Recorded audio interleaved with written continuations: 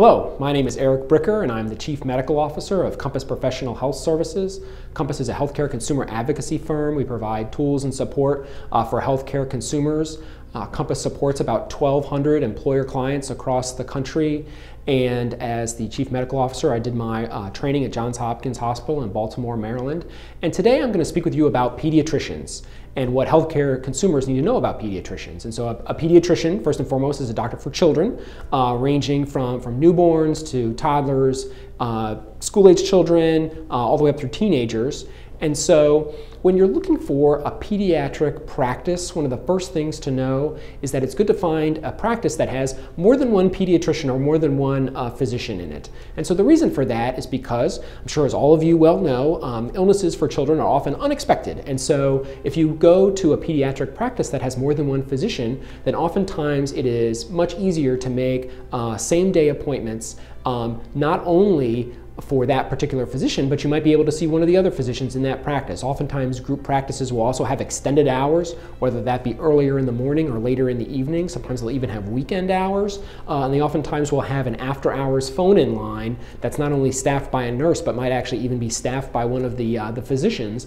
And so pediatric practices that have sort of a group of physicians more typically have those types of processes and practices in place to be able to be more flexible so that you can get in to have your child seen in an expeditious fashion, okay? So the next thing that's important in regards to a pediatrician is that, oftentimes there's a whole bunch of well visits for children, right? To have their immunizations done or just their annual checkups.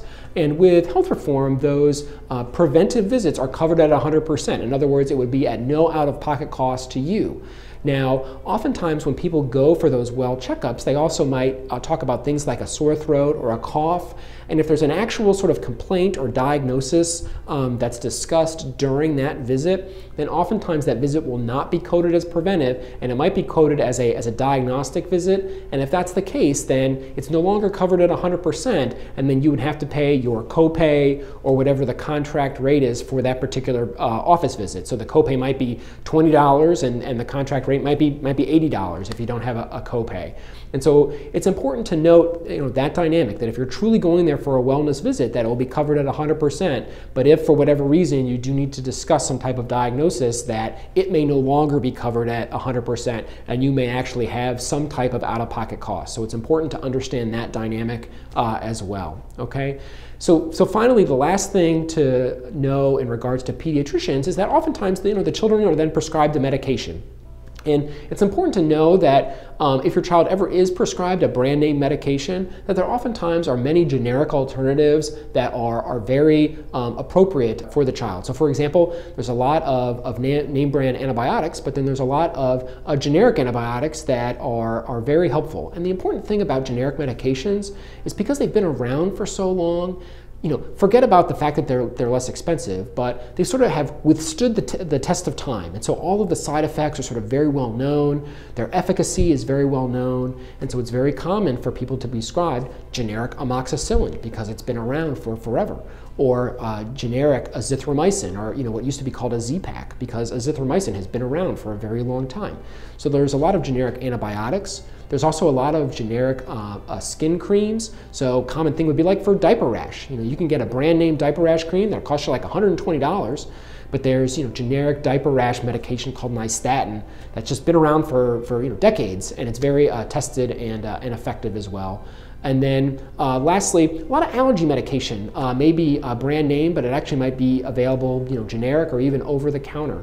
And so not only for these three types of medications, but for other categories of medications as well. If you're prescribed a brand by the physician, it's important to ask, is there a generic medication that treats the same condition that might be appropriate for my child, okay? So you don't ask for the direct generic. You don't say, does this medication come generic? You say, is there a similar medication that treats the same condition that's available generic. So the wording is a little confusing, but it's important to phrase it in that fashion. That way the physician can actually write you the prescription for the generic instead of you going to the pharmacy, having the pharmacist say, oh, this is brand, and there is no direct generic for that. So those are important things to keep in mind when you're going to see a pediatrician to learn how to be an intelligent healthcare consumer in regards to other types of doctors like orthopedic surgeons and primary care physicians. Then you can go to our Compass blog, and you can also go to our Compass YouTube channel to watch more videos as well. So thank you so much.